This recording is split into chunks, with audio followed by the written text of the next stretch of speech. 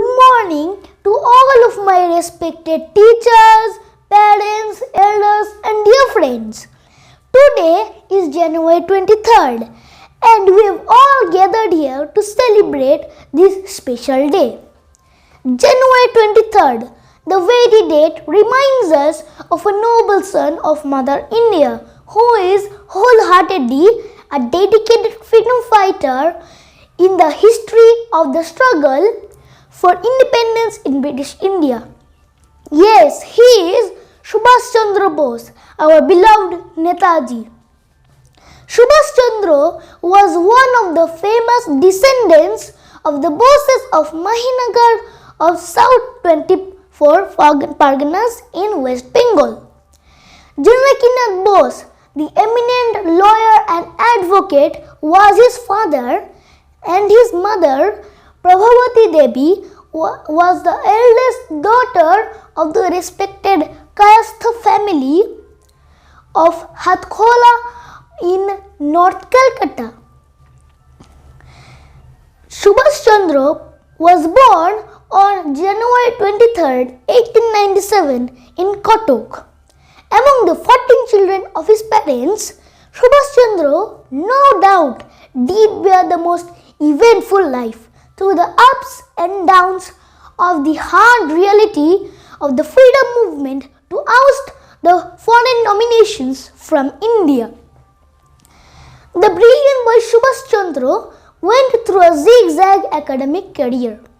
Sent to England at his father's sweet will to take the ICS examination, he succeeded with distinction but demurred at taking the most covetous service under the British masters.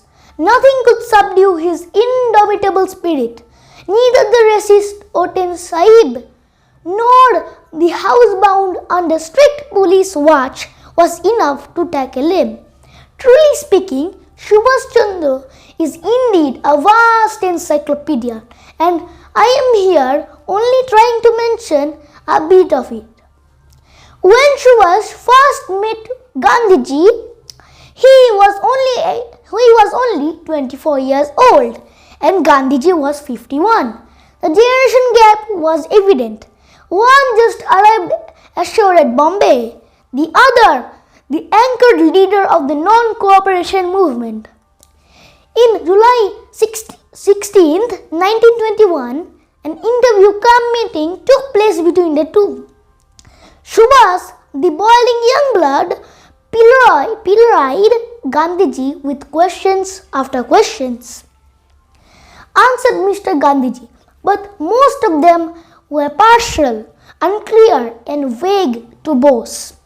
So from that very outset of the first interview, they differed in their opinions.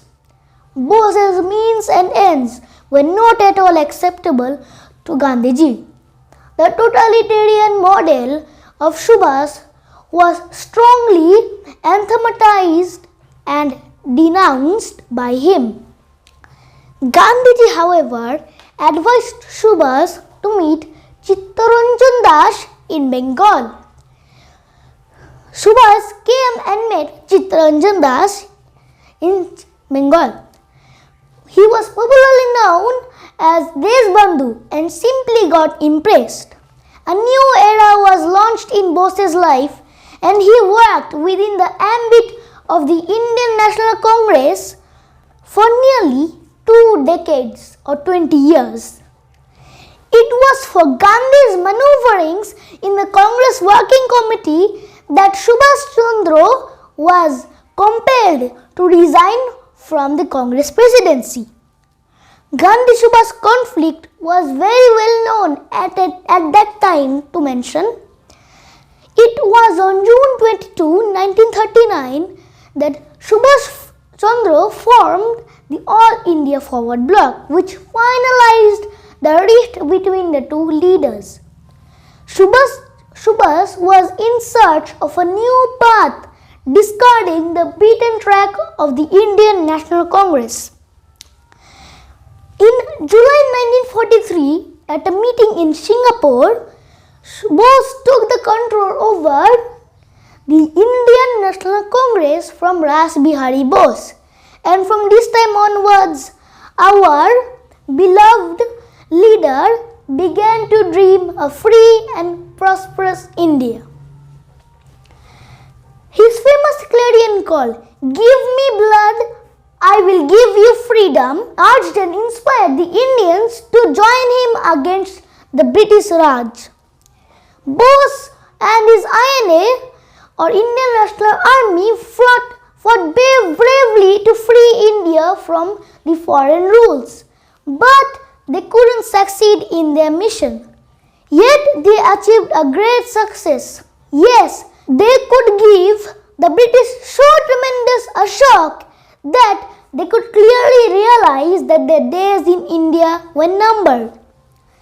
August 18th, 1945, it was declared that Netaji was dead in a plane crash in Formosa.